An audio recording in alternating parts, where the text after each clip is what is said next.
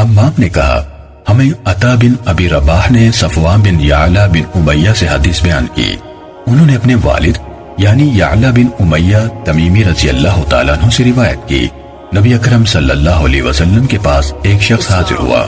اس وقت آپ صلی اللہ علیہ وسلم جعرانہ کے مقام پر تھے. اس کے بدن پر جبہ تھا. اس پر زعفران والی خوشبو لگی ہوئی تھی یا کہا زردی کا نشان تھا. اس نے کہا آپ مجھے میرے عمرے میں کیا کرنے کا حکم دیتے ہیں؟ یعلا رضی اللہ تعالیٰ عنہ نے کہا اتنے میں نبی کریم صلی اللہ علیہ وسلم پر وحی اترنے لگی تو آپ صلی اللہ علیہ وسلم پر کپڑا تان دیا گیا. یعلا رضی اللہ تعالیٰ عنہ کہا کرتے تھے کہ میں نبی کریم صلی اللہ علیہ وسلم کو اس عالم میں دیکھوں جب آپ پر وحی اتر رہی ہو. یعلا رضی اللہ تعالیٰ عنہ نے کہا عمر رضی اللہ تعالیٰ عنہ کہنے لگے کیا تمہیں پسند ہے کہ جب نبی کریم صلی اللہ علیہ وسلم پر وحی اتر رہی ہو تو تم انہیں دیکھو؟ یعلا رضی اللہ تعالیٰ عنہ نے کہا عمر رضی اللہ تعالیٰ عنہ نے کپڑے کا ایک کنارہ اٹھایا. میں نے آپ صلی اللہ علیہ وسلم کی طرف دیکھا.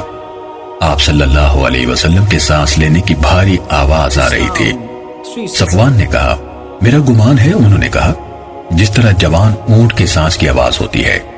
یعلا رضی اللہ تعالیٰ عنہ نے کہا جب آپ صلی اللہ علیہ وسلم کی یہ کیفیت دور ہوئی تو آپ صلی اللہ علیہ وسلم نے فرمایا عمرے کے بارے میں سوال کرنے والا کہاں ہے؟